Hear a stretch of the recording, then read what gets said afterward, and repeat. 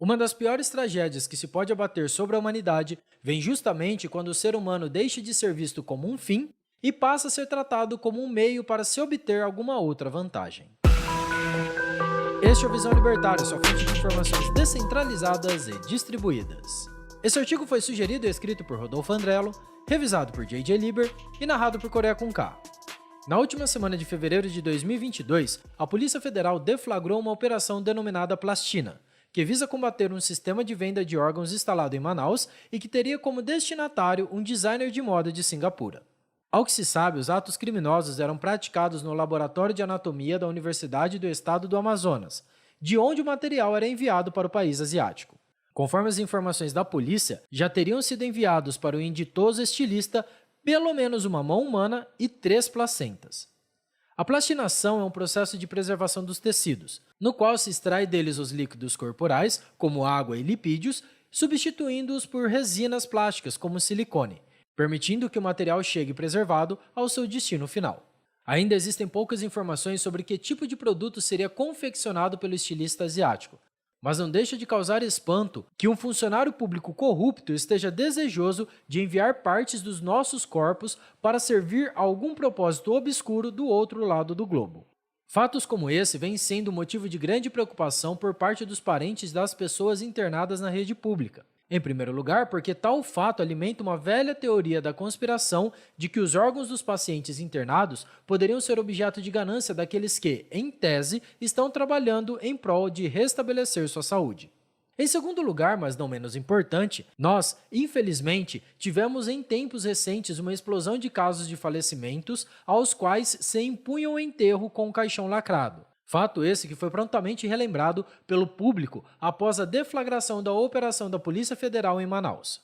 Por mais perturbadores que sejam os fatos narrados, não é demais lembrar que o corpo humano vem sendo objeto de todo tipo de exploração, desde que o transplante de sangue e órgãos foi desenvolvido como técnica médica. Outro exemplo disso veio de outro caso ainda mais perturbador noticiado recentemente, acerca de uma vítima de sequestro no Camboja que foi mantido em cativeiro enquanto tinha seu sangue drenado pelos sequestradores. Conforme informações divulgadas pela mídia, um chinês de 31 anos teria sido sequestrado e levado para o Camboja, onde os sequestradores descobriram que o homem era órfão e não teria dinheiro para pagar pelo resgate. Então, de agosto de 2021 até fevereiro deste ano, o homem foi submetido a seguidas extrações de sangue, que chegaram a danificar suas veias a tal ponto que os sequestradores precisaram retirar sangue direto de sua cabeça. A crueldade do crime, de certa forma, traz à memória uma denúncia feita pela Comissão Interamericana de Direitos Humanos quanto à extração de sangue de condenados à morte em Cuba. Segundo o órgão que formalizou a denúncia, o material sanguinolento de Cuba seria vendido para o Vietnã comunista nos anos 60 e seria pago com dólares da ditadura asiática. Ainda assim, como não há possibilidade de enviar uma comissão isenta para Cuba para investigar tais denúncias, as tenebrosas acusações jamais foram tecnicamente comprovadas. Infelizmente, casos como os aqui narrados estão no mesmo nível das mais tétricas histórias de ficção distópicas. Falando em distopias, cabe mencionar as polêmicas transfusões de sangue para retardar a velhice, as quais já vêm sendo estudadas e praticadas no famigerado Vale do Silício. Os casos vão desde a startup Alcahest, que pratica transfusões de sangue de pessoas jovens e pessoas doentes para efeitos terapêuticos contra o Alzheimer severo, mas também incluem casos como a startup Ambrosia, que estuda a transfusão para fins de rejuvenescimento.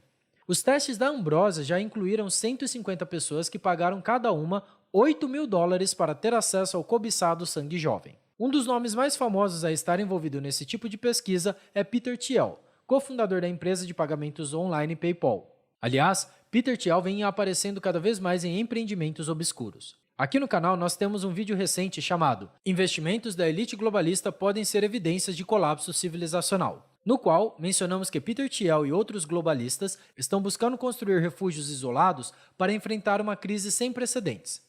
Naquele vídeo, algumas pessoas perguntaram se os multimilionários pensavam que poderiam viver para sempre.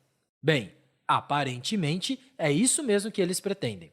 Segundo Albert Gray, gerontologista californiano e chefe da Sands Research Foundation, a primeira pessoa que viverá 1000 anos já nasceu. A ambiciosa meta de alcançar a imortalidade visa ir reparando gradativamente as falhas progressivas do envelhecimento, antes que degenere em complicações mais graves.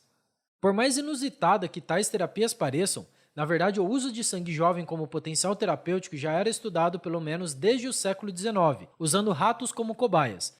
E, na cultura geral, o sangue sempre foi visto com certo fascínio.